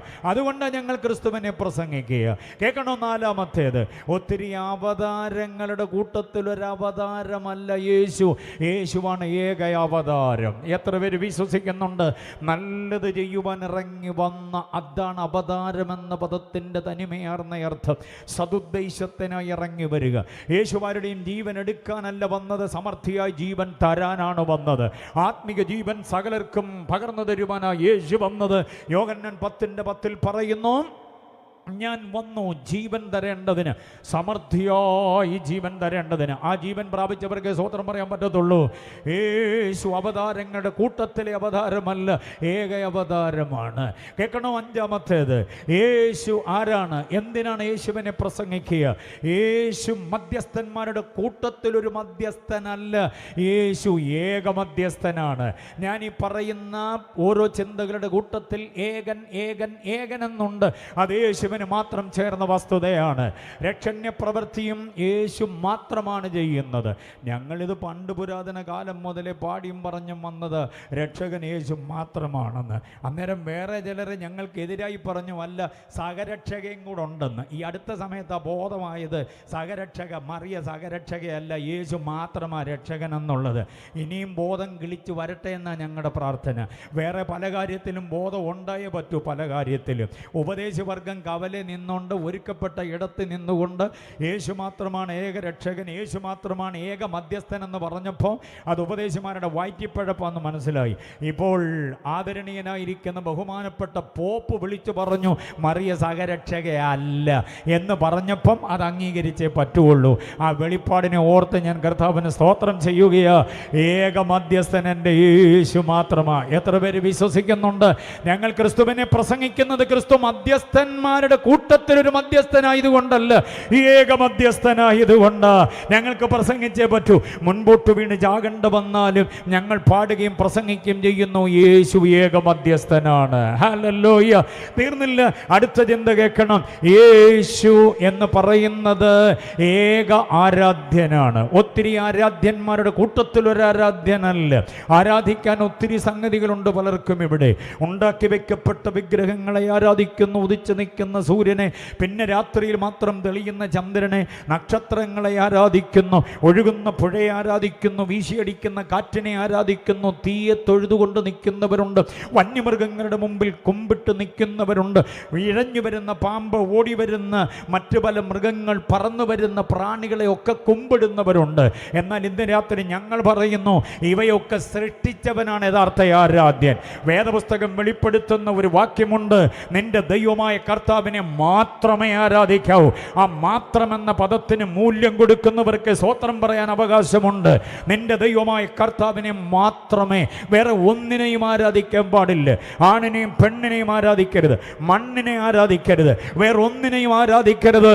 ഇവയെല്ലാം സൃഷ്ടിച്ച സൃഷ്ടിതാവായവനെ മാത്രമേ ആരാധിക്കാവൂ. ആരാധ്യൻ യേശു മാത്രം. അതുകൊണ്ട് ഞങ്ങൾ ക്രിസ്തുവിനെ പ്രസംഗിക്കുന്നത്. തീർന്നില്ല, ക്രിസ്തു നായകന്മാരുടെ കൂട്ടത്തിലൊരു നായകനല്ല, ക്രിസ്തു ഏകനായകനാണ്. അതുകൊണ്ടാണ് ക്രിസ്തുവിനെ ഞങ്ങൾ പ്രസംഗിക്കുക. ക്രിസ്തു നാഥന്മാരുടെ കൂട്ടത്തിലൊരു നാഥനല്ല, യേശു ഏകനാഥനാണ്. ക്രിസ്തു വഴികളുടെ കൂട്ടത്തിലൊരു വഴിയല്ല. കൊട്ടാരക്കരയ്ക്ക് പോകാൻ ഇവിടെ ഒത്തിരി വഴികളുണ്ടാകാം, മനസ്സിലായോ? ഏതെങ്കിലും ഒരു റോഡ് ബ്ലോക്കായാൽ തിരിഞ്ഞോ മറിഞ്ഞോ ഇടത്തോട്ടോ വലത്തോട്ടോ തിരിഞ്ഞ് കൊട്ടാരക്കരയിലെത്താം, അല്ലെങ്കിൽ പുത്തൂരെത്താം. പല വഴികൾ നമുക്കുണ്ട്. അങ്ങനെ മോക്ഷത്തിനും മുക്തിക്കും സായുജ്യത്തിനും ശാന്തിക്കും വിടുതലിനും വീണ്ടെടുപ്പിനും ഉദ്ദിഷ്ടകാര്യ ലബ്ധിക്ക് വേണ്ടി പല വഴികളില്ല. ഒറ്റ വഴിയേ ഉള്ളൂ, അത് യേശുവെന്ന ഏക വഴിയാണ്. എത്ര പേര് വിശ്വസിക്കുന്നു? ആകാശത്തിൻ്റെ കീഴിൽ മനുഷ്യരുടെ ഇടയിൽ നൽകപ്പെട്ട ഒരൊറ്റ വഴിയേ ഉള്ളൂ. അതുകൊണ്ടാണ് ഞങ്ങൾ ക്രിസ്തുവിനെ പ്രസംഗിക്കുന്നത്. പ്രഥമ രാത്രിയിൽ ക്രിസ്തുവിനെ കുറിച്ചുള്ള ക്രിസ്തു പരിജ്ഞാന ചിന്തകൾ പാകി വെക്കുന്നത് നാളെ എൻ്റെ വലിയേട്ടന്മാർ വന്നതിന് മീതെ പണിതുകൊള്ളുമെന്ന ബോധ്യത്തോടുകൂടെയാണ്. ഇന്ന് രാത്രി അത് അംഗീകരിക്കുന്നവർക്കായി ദൈവത്തെ സ്തുതിക്കുകയാണ്. ഒത്തിരി വീണ്ടെടുപ്പുകാരുടെ കൂട്ടത്തിലൊരു വീണ്ടെടുപ്പുകാരനല്ല ക്രിസ്തു, പകരം ക്രിസ്തുവാണ് ഏക വീണ്ടെടുപ്പുകാരൻ. ഒത്തിരി ന്യായാധിപന്മാരുടെ കൂട്ടത്തിലൊരു ന്യായാധിപൻ അല്ല ക്രിസ്തു, ക്രിസ്തുവാണ് ഏക ന്യായാധിപൻ. ഈ കാര്യങ്ങൾ ബോധ്യമായവർ കർത്താവിനെ ഒന്ന് മഹത്വപ്പെടുത്തുകയെ.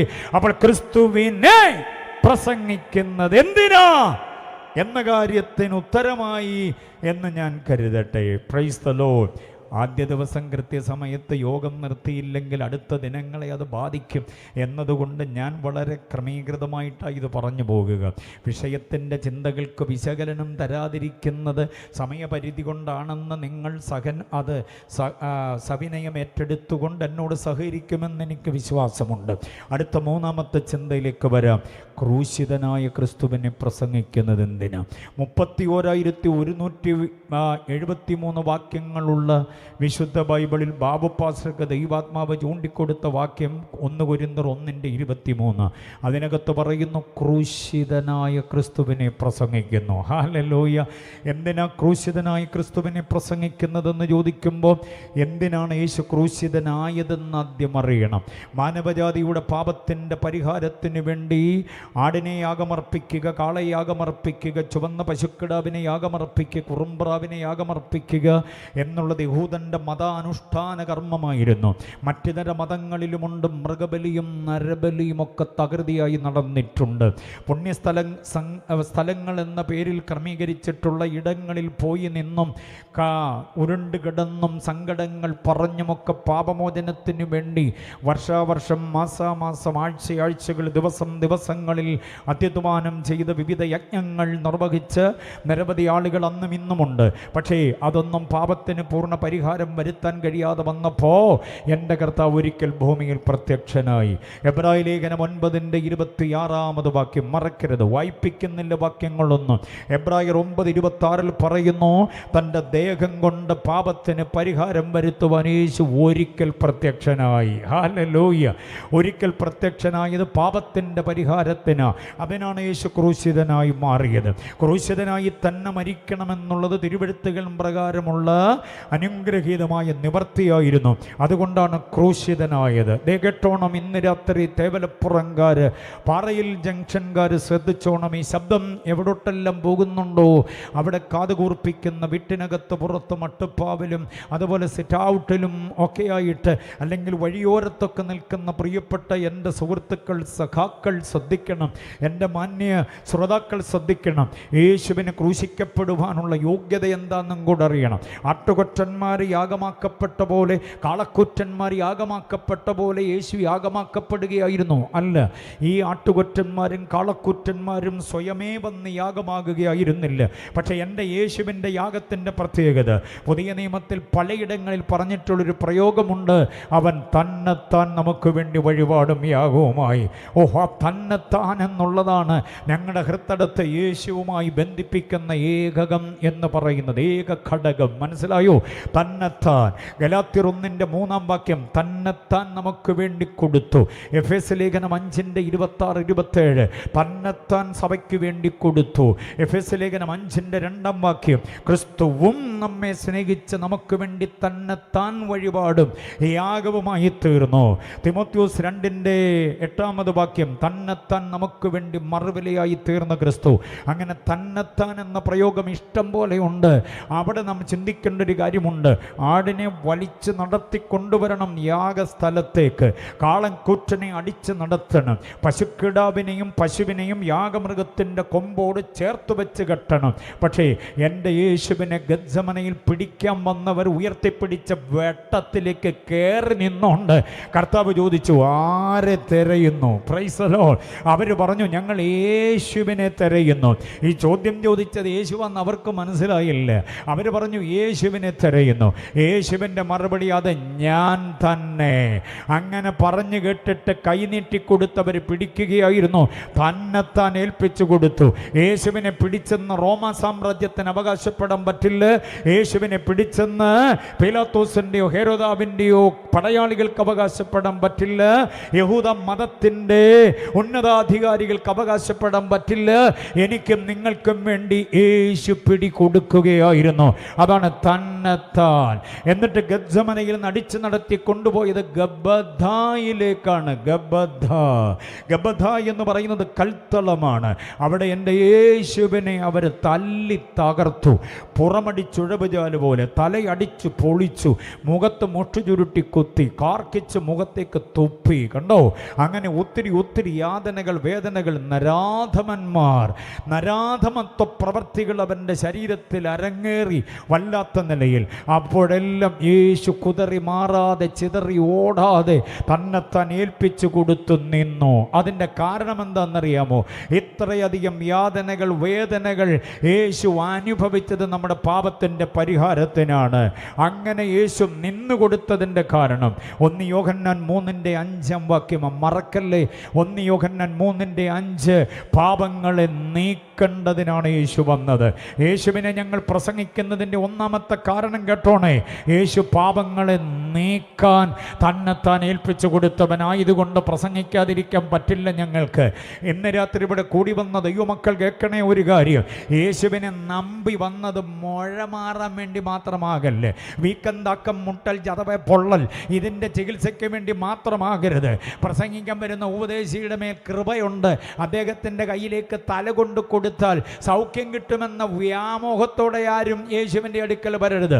സൗഖ്യം കിട്ടത്തില്ലെന്ന് ഞാൻ പറയുന്നില്ല, വിശ്വസിക്കുന്നവന് സൗഖ്യം അവകാശമാണ്. പക്ഷേ യേശുവിനെ നമ്പുന്നത് ശാരീരിക സൗഖ്യത്തിന് വേണ്ടി മാത്രമാകരുത്. ആത്മാവിനെ ബാധിച്ച രോഗമായ പാപം മാറാൻ വേണ്ടിയാകണം. യേശു പാപങ്ങളെ നീക്കാനാണ് വന്നത്. വിശ്വസിക്കുന്നവർ എത്ര പേരുണ്ട്? പാപങ്ങളെ നീക്കാൻ അവൻ പ്രത്യക്ഷനായി. നിൽക്കുക നിൽക്കുക നിൽക്കുക എന്ന പദവുമായി ചേർത്ത് വെച്ച് ചില വാക്യങ്ങൾ പറയട്ടെ. യേശു അതിനാണ് വന്നത്, യേശു അതിനാണ് പ്രത്യക്ഷനായത്. ദൈവദാസന്മാർ ചിന്തിച്ചുകൊള്ളണം, പാറയിൽ ജംഗ്ഷൻകാരത് കേട്ടുകൊള്ളണം. മനുഷ്യൻ ഇൻകുലാബ് കൊണ്ട് നീക്കാൻ കഴിയാത്ത, ഇവിടുത്തെ ജനസംഘ ശക്തി കനത്ത നിലയിൽ തള്ളിയാലും നീങ്ങിപ്പോകാത്ത, പ്രത്യേക ശാസ്ത്രങ്ങൾ കൊണ്ട് നീക്കിക്കളയാൻ കഴിയാത്ത, ഇവിടുത്തെ നേതാക്കന്മാർ എത്ര സമുന്നതരായാലും അവരുടെ ഏതെങ്കിലും വിധത്തിലുള്ള നേതൃത്വ പാഠവം കൊണ്ട് നീക്കാൻ കഴിയാത്ത 1, 2, 3 കാര്യം യേശു തൻ്റെ മരണത്താൽ നീക്കി. യേശു തൻ്റെ യാഗമരണത്താൽ നീക്കി. അത് ഏതൊക്കെയാ നീക്കിയത്? അക്കമിട്ട് പറയാം. ഒന്നാണ് പാപങ്ങളെ. പാപത്തെ എന്ന ഏകവചനമല്ല, പാപങ്ങൾ എന്ന ബഹുവചനമാണ്. ഏതാ പാപങ്ങൾ എന്ന് പറയുന്നത്? ജന്മപാപം, പിന്നെ കർമ്മപാപം. ഇതിന് രണ്ടിനും യേശു തൻ്റെ മരണത്താൽ പരിഹാരം വരുത്തുകയാണ്. വിശ്വസിക്കുന്നവൻ പാപമോചനമുണ്ട് എന്ന് അപ്പോസ്തലപ്രവൃത്തി 10:43 പറയുന്നത് അതുകൊണ്ടാണ്. അപ്പോൾ വിശ്വസിക്കണം. എന്തോ വിശ്വസിക്കണം? എൻ്റെ പാപത്തിൻ്റെ പരിഹാരത്തിന് വേണ്ടിയാണ്. പാപിയല്ലാത്തവൻ, പാപം ചെയ്യാത്തവൻ, പാപമറിയാത്തവൻ, പാപം നിങ്ങളിൽ ആർക്കെന്നെ ബോധം വരുത്താമെന്ന് സധൈര്യം ചോദിച്ച് യേശു പാർത്തലത്തിലേക്ക് വന്നത്.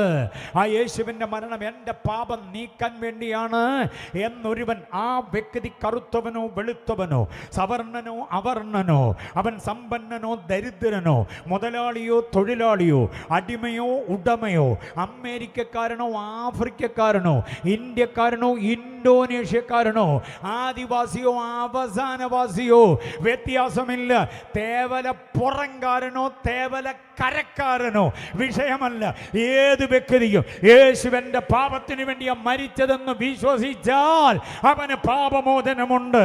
5 നയ പൈസയുടെ ചെലവില്ലാതെ, ദേഹദണ്ഡന പ്രക്രിയകളൊന്നുമില്ലാതെ യേശുവിൽ വിശ്വസിക്കുന്നവന് പാപമോചനം. എത്ര പേര് അംഗീകരിക്കുന്നുണ്ട്? ഇതാ ഞങ്ങൾക്ക് പറയാനുള്ള സത്യസുവിശേഷം. യേശു പാപങ്ങളെ നീക്കാനാ വന്നത്. രണ്ടാമത് യേശു നീക്കിയത് എന്തുവെന്നറിയാമോ? പാപത്തിൻ്റെ അനന്തരഫലമായ മരണം. 2 തിമോഥെയോസിൻ്റെ ലേഖനം 1:10 പറയുന്നത്, ഇപ്പോൾ മരണം നീക്കി ജീവനും അക്ഷയതയും നൽകിയ കർത്താവ്. സ്തോത്രം പറഞ്ഞില്ലല്ലോ. എന്തോ നീക്കിയെന്ന? മരണം നീക്കി. മരണം എങ്ങനെ വന്നതെന്നറിയാമോ? പാപത്താൽ വന്നതാണ്. പാപം നീക്കിയപ്പോൾ അതിൻ്റെ അനന്തരഫലമായ മരണവും നീക്കി. അതുകൊണ്ട് വെറുതെ വ്യാമോഹിക്കരുത്. യേശുവിൽ വിശ്വസിച്ചാൽ മരണം ഇല്ലെന്ന്. മരിക്കും, പക്ഷെ മരിച്ചാലും നമ്മൾ ജീവിക്കും. അതെത്ര പേര് വിശ്വസിക്കുന്നുണ്ട്? യേശുവിൽ വിശ്വസിച്ചിട്ടൊരു വ്യക്തി മരിച്ചാൽ ആ വ്യക്തി വീണ്ടും ജീവിക്കും എന്ന് പറഞ്ഞാൽ രണ്ടാം മരണത്തിന് അവൻ്റെ മേൽ അവകാശമില്ല. പിന്നെ ജീവിക്കുന്നത് എലിയായി, പുലിയായി, പഴുതാരയായി, ചിത്രശലഭമായി, ജീവിയുടായിട്ടൊന്നുമല്ല. അവൻ ജീവിക്കുന്നത് യേശു ഉയർത്തതുപോലെ തന്നെയാണ്. ഇവിടെ മനുഷ്യൻ മരിച്ചു കഴിഞ്ഞാൽ പിന്നെ എലിയായി, പുലിയായി, പഴുതാരയായി വരുമെന്നും പറഞ്ഞ് നോക്കിയിരിക്കുന്ന ഗതികെട്ട പഠിപ്പിക്കലുകളുണ്ട്. ഞങ്ങളത് 8 മടക്കി ബേസ് പിന്നിലേക്ക് തട്ടിയിട്ട് യോഹന്നാൻ്റെ സുവിശേഷം 11:25 നെഞ്ചോട് ചേർക്കുന്നു. യേശുവിൽ വിശ്വസിക്കുന്നവൻ മരിച്ചാലും ജീവിക്കും. യേശുവിൽ വിശ്വസിക്കുന്നവൻ മരിച്ചാലും ജീവിക്കും. എങ്ങനെ ജീവിക്കും? യേശു ഉയർത്തതുപോലെ അമർത്യതയുടെ നവയൗവനത്തിൽ നമ്മൾ ഉയർത്തു വരും. എത്ര പേർക്ക് താല്പര്യമുണ്ടത്? 99 വയസ്സിൽ മരിച്ച അപ്പച്ചൻ വാർദ്ധക്യം ബാധിച്ചല്ല എഴുന്നേറ്റ് വരുന്നത്. അറിയാമോ? 99 വയസ്സുള്ള അപ്പച്ചൻ മരിച്ചു. കാഹളനാദം കേൾക്കുന്ന മാത്രയിൽ ഉയർത്തെഴുന്നേറ്റിട്ട് കുഴിക്കകത്തുനിന്ന് മേളിൽ കയറാൻ നിർവാഹമില്ലാതെ, മക്കളെ ആ കൈ ഇങ്ങോട്ട് തന്നെ ഞാനൊന്ന് കയറട്ടെ, അങ്ങനെ വിറച്ച് നിൽക്കത്തില്ല അപ്പച്ചനും അമ്മച്ചിയും. 99കാരനുണ്ടല്ലോ, ഒരു 16കാരൻ്റെ പകട്ടോടെ ഉയർത്തെഴുന്നേറ്റ് അങ്ങ് 1000 കോടി വാനകോളങ്ങൾക്കപ്പുറത്തേക്ക് ഒരൊറ്റ നിമിഷം കൊണ്ട് കയറിപ്പറ്റും. അമ്മച്ചിമാരും അതേപോലെ. അപ്പോൾ തന്നെ 1.5 വയസ്സിലോ 2.5 വയസ്സിലോ മരിച്ചുപോയ കുഞ്ഞുണ്ടല്ലോ, ഒരു 33കാരൻ്റെ പ്രാഗൽഭ്യത്തോടുകൂടെ ഉയർത്തെഴുന്നേറ്റ് വരാനിടയാകും. അതുകൊണ്ട് വാർദ്ധക്യവും ബാലജാബല്യവും ഒക്കെ ഈ മനുഷ്യായുസിൽ മാത്രമേ ഉള്ളൂ. മരണത്തിനപ്പുറത്ത് നമ്മൾ ഇതിനെ എല്ലാം ഉപേക്ഷിച്ച് കർത്താവ് ഇരിക്കുന്നത് പോലെയാകും. ആ പ്രത്യാശയുള്ളവർ കർത്താവിനെ സ്തുതിച്ചാട്ടെ. അപ്പോൾ പാപം നിമിത്തം മരണം വന്നു. യേശു പാപം നീക്കി. അത് രണ്ടാമത് നീക്കിയത് മരണമാണ്. വാക്യം മറന്നു പോകരുത്. പാപം നീക്കി എന്നുള്ളത് 1 യോഹന്നാൻ 3:5 വാക്യമാണ്. മരണം നീക്കി എന്നുള്ളത് 2 തിമോഥെയോസ് 1:10 വാക്യമാണ്. ഇനി മൂന്നാമതൊരു കാര്യം കേൾക്കണോ? യേശു നീക്കിയത്, പാപം നീക്കിയവൻ, മരണത്തെ നീക്കിയവൻ, ഇത് 2 സംവിധാനം ചെയ്തൊരു പുള്ളിയുണ്ട്. ആരാന്നറിയാമോ? പിശാച്. ആ പിശാചിനെ നീക്കി. എവിടെ വാക്യം? എബ്രായ ലേഖനം 2-ാം അധ്യായം അതിൻ്റെ 14-ാം വാക്യം. മക്കൾ ജഡരക്തങ്ങളോട് കൂടിയവർ ആകെ കൊണ്ട് അവനും അവരെ പോലെ ജഡരക്തത്തോടു കൂടിയവനായി മരണത്തിൻ്റെ അധികാരിയായ പിശാചിനെ തൻ്റെ മരണത്താൽ നീക്കി. അതിനെ സ്തോത്രം പറഞ്ഞേ പറ്റുള്ളൂ. ഹല്ലേലൂയ. പിശാചിനെ നീക്കി എന്ന് കേട്ടാൽ സന്തോഷത്രവർക്കുണ്ട്. ചിലർ സമ്മതിക്കുന്നില്ല. ഉപദേശി പിശാചിനെ നീക്കിയെന്നൊന്നും പറഞ്ഞാൽ ഞാൻ വിശ്വസിക്കത്തില്ല. അതെന്താ ആൻറ്റി? കഴിഞ്ഞ ചൊവ്വാഴ്ച ഞാൻ പുള്ളിയെ കണ്ടല്ലോ എന്നാണ്. വെള്ളിയാഴ്ച ഉപവാസ പ്രാർത്ഥന കഴിഞ്ഞ് ഞാൻ പോകുമ്പോൾ എൻ്റെ മുമ്പേ പുള്ളിക്കാരനുണ്ടായിരുന്നു. അടുക്കളയുടെ കഥ തുറന്ന് ഞാൻ അങ്ങോട്ട് കയറുമ്പോൾ ഒരു വെള്ളായം പോലെ ഇങ്ങനെ പോകുന്ന ഞാൻ കണ്ടു എന്നൊക്കെയാണ്. രാത്രി 12 മണിയാകുമ്പോൾ ഞങ്ങളുടെ മുറ്റത്തൂടെ ചങ്ങല വലിച്ചുകൊണ്ട് പോകുന്നു. പിന്നെ പുള്ളിയും ചങ്ങലയുമായിട്ട് എന്നാ ബന്ധമെന്നറിയാം? അല്ലേ പാസ് വന്ന് നോക്ക്. ചൊവ്വാഴ്ച രാത്രി 12 മണിയാകുമ്പോൾ മുല്ലപ്പൂവിൻ്റെ എന്ന മണമാണെന്നറിയോ? പാരിജാതത്തിൻ്റെ. അതപ്പുറത്ത് രമണീയൻ ചേച്ചിയുടെ പറമ്പിൽ പൂത്ത് നിൽക്കുന്നത് ഇങ്ങോട്ട് കാറ്റ് കൊണ്ടുവന്നതാണ്. അല്ലാതെ യക്ഷിയും പാലപ്പൂവുമായിട്ട് ഒരു ഇടപാടും ഇല്ല. പുള്ളിക്കാരി പൂ ചൂടത്തേ ഇല്ല. മനസ്സിലായില്ലേ? എന്തിനാ പൂ ചൂടുന്നത്? മനസ്സിലായോ? പനയില താമസിക്കുന്ന മുല്ലപ്പൂ ചാർത്തും പാലപ്പൂ ചൂടും എന്നൊക്കെ പറയുന്ന ആന മണ്ടത്തരങ്ങളൊന്നും കേട്ട് പേടിച്ച് പനിയും പിടിച്ച് നടക്കരുത്. മുല്ലപ്പൂവിൻ്റെ വാസന അടിക്കുമ്പോഴേ ഗ്ലോറി എന്നും പറഞ്ഞ് വൈബ്രേഷൻ ഇട്ട് രക്തത്താൽ ജയം പറയുന്ന ഒത്തിരി വിശ്വാസികളെ എനിക്ക് നേരിട്ടറിയാം.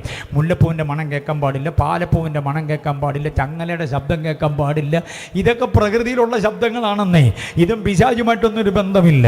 ഈ പിശാചിനെ നീക്കിയെന്ന് പറഞ്ഞാൽ പാറയിൽ നിന്ന് നീക്കിയെന്നോ, തേവല പുറത്തുനിന്ന് നീക്കിയെന്നോ, തേവല കരയിൽ നിന്ന് നീക്കിയെന്നോ, പത്തനാപുരത്ത് നീക്കിയെന്നോ, കോട്ടയത്ത് നിന്ന് കേരളത്തിൽ നീക്കിയെന്നൊന്നുമല്ല.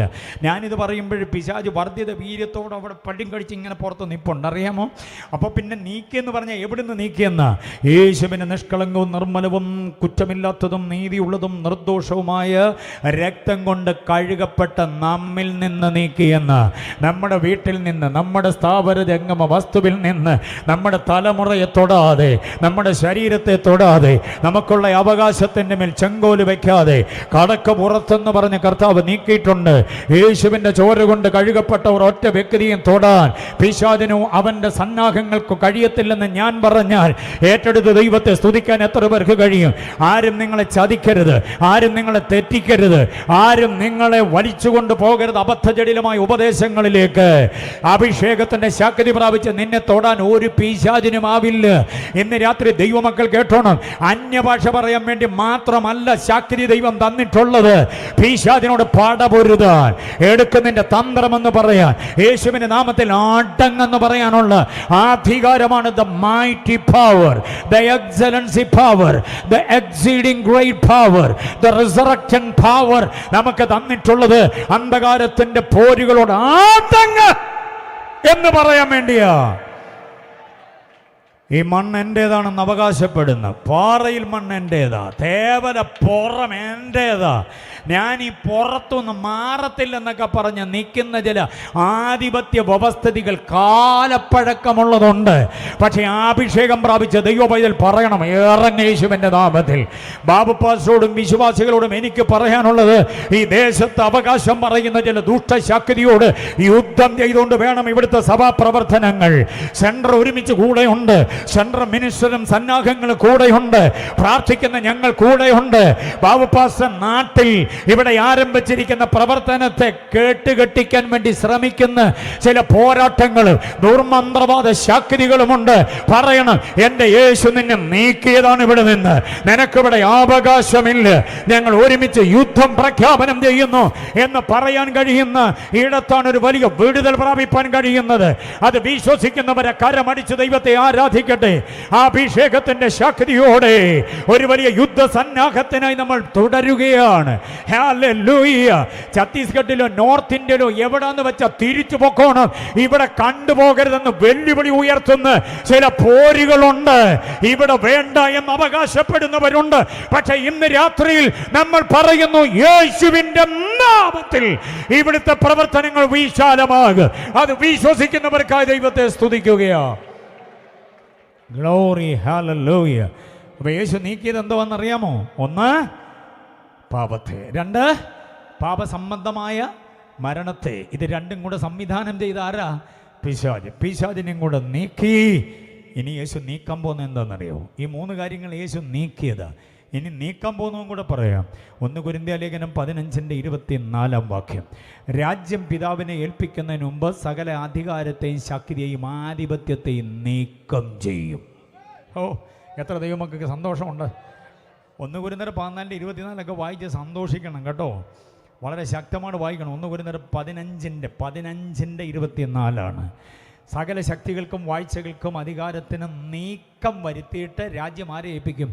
പിതാവിനെ ഏൽപ്പിക്കും. അതുവരെയുള്ള ഇടപാടേ ഉള്ളൂ ഇവിടെയൊക്കെ. മനസ്സിലാകുന്നുണ്ടോ? രാജ്യം ഞങ്ങളുടേതാണ്, ഞങ്ങളുടെ കൊടിക്കൂറയാണ് ഇവിടെ പറക്കുന്നത്. ഞങ്ങൾ പറയുമ്പോൾ ആരാധന തുടങ്ങിയാൽ മതി, ഞങ്ങൾ പറയുമ്പോൾ ആരാധന നിർത്തിക്കോണം, ഇവിടെ പുതിയ പള്ളി വേണ്ട, ഇവിടെ കൺവെൻഷൻ വേണ്ടെന്നൊക്കെ ആക്രോശിക്കുന്നവരോട് ഞങ്ങൾക്ക് പറയാനുള്ളത്, ഈ ആധിപത്യവും ഈ വ്യവസ്ഥിതിയും നീക്കാൻ ഒരുവൻ ഇറങ്ങി വരാൻ പോവുക. അവൻ ഇതെല്ലാം കൂടെ വകഞ്ഞു മാറ്റിക്കഴിഞ്ഞാൽ പിന്നീട് രാജ്യം പിതാവിൻ്റെ കയ്യിലാണ്.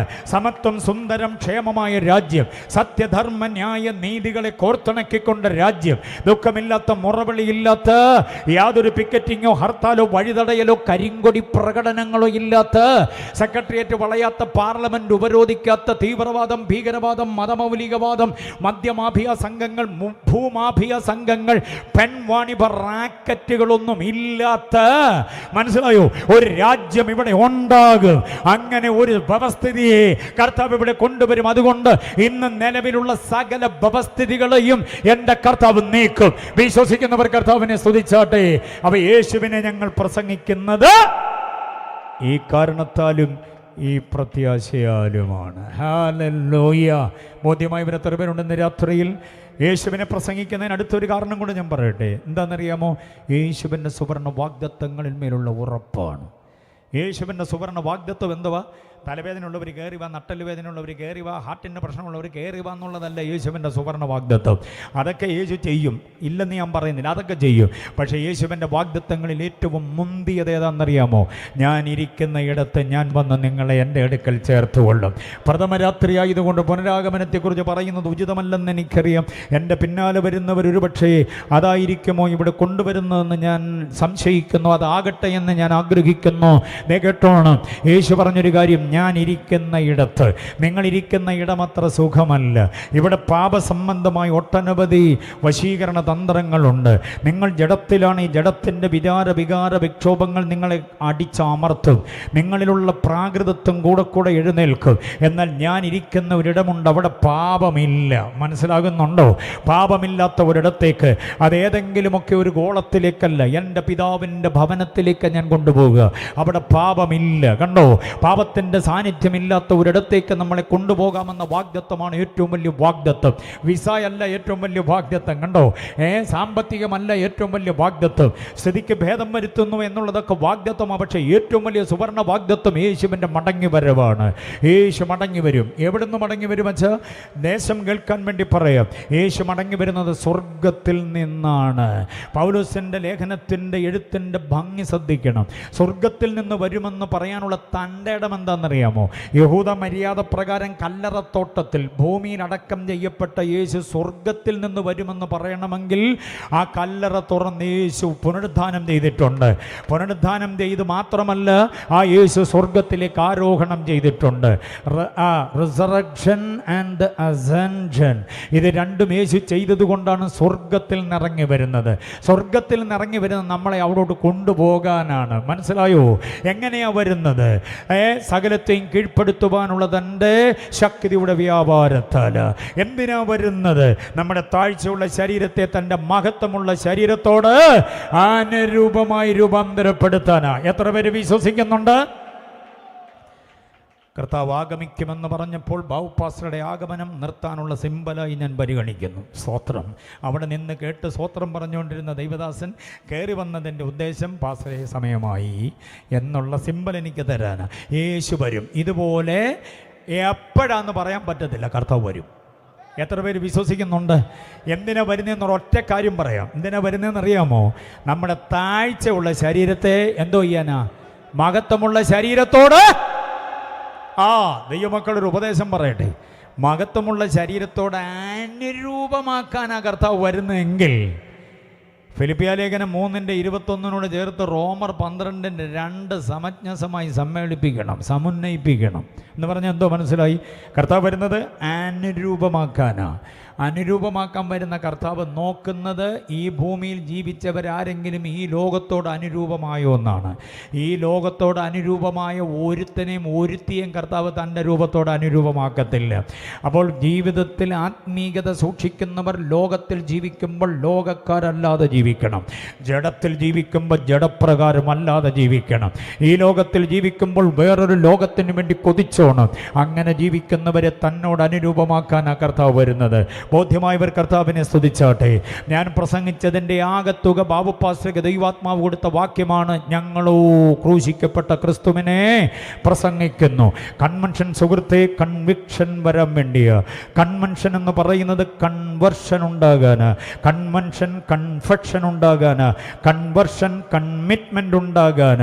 മാത്രമല്ല യേശുവാരാണെന്നുള്ള വ്യക്തമായ ബോധ്യമാണ് ഞങ്ങൾ യേശുവിനെ പ്രസംഗിക്കുന്നത്. ക്രൂശിതനായ ക്രിസ്തുവിനെ പ്രസംഗിക്കുന്നത് ക്രിസ്തു ക്രൂശിക്കപ്പെടാൻ യോഗ്യനായതുകൊണ്ട് തന്നെയാ. പാപത്തിന്റെ പരിഹാരം വരുത്തുവാൻ അവൻ യോഗ്യനാ. വാഗ്ദത്തങ്ങളിൽ യേശു വിശ്വസ്തനാ.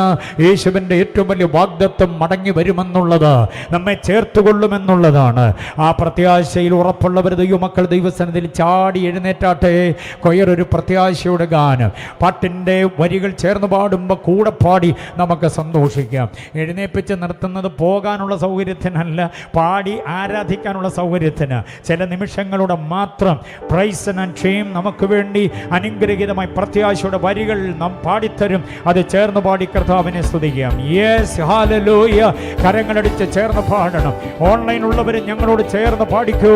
നമ്മുടെ കർത്താവ് വെളിപ്പെടാറായി. ദുഃഖം, ഭാരം, വേദനകൾ നീങ്ങി നാം ഒരുമിച്ച് കർത്താവിനോടൊപ്പം ചേരാൻ പോവുകയാണ്. യുഗത്തിലെ ദുരിതങ്ങൾ മാറി നാം കർത്താവിനോടൊപ്പമാകാൻ പോകുക. യെസ്, ചേർന്ന് പാടി ആരാധിക്കാം.